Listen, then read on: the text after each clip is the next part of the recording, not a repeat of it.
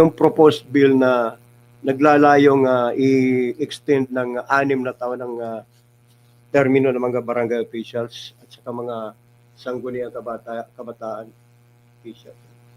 Kaya tinatawag ito ni Attorney Romy Makalintal na isang uri ng panlilinlang. Yung panukala dyan sa Kongreso na gawing 6 na taon ang termino ng mga barangay officials at SK officials, ayon sa kanya ay isa umanong panlilinlang. Kung mayroon man na sigurong kung extend man ang term ng mga kasalukuyang kung extend man ang term ng mga barangay at SK officials, anya ang may kinabang nito yung mga mahahalal after the 2025 elections, hindi yung nakaupo ngayon.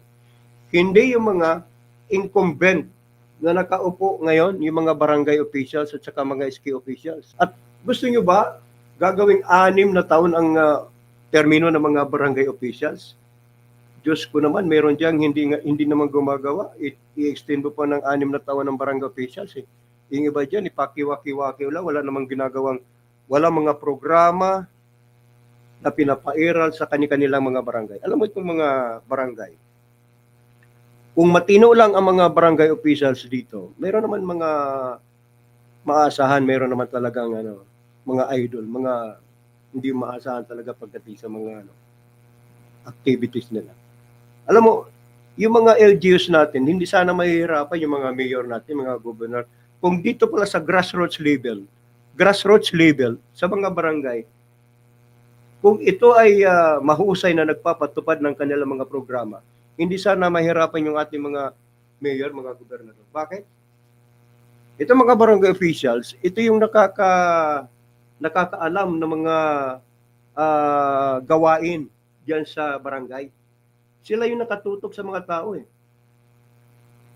Sila nakatutok araw-araw. Di alam nila ang nangyayari kung mayroong legal na mga activities, mayroong illegal na activities, good only for during the campaign period. But after the campaign period, during their term of office, as barangay officials, nothing happened. Walang ginagawa. Diyos ko po santo, patapos extend mo pa ng 6 na taon ng termino ng mga yan. Bigyan nyo naman ng separate yung pagkakataong bumuto yung ating mga tao. Bumoto at mamili ng mga karapat-dapat na mga kandidato.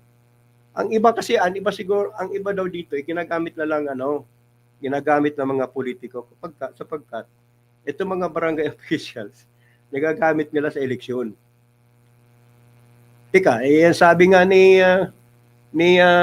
Attorney Romy bakit tuwing eleksyon na lang nagkakaroon ng proposal na i-extend ang term limit ng barangay officials at saka SK officials?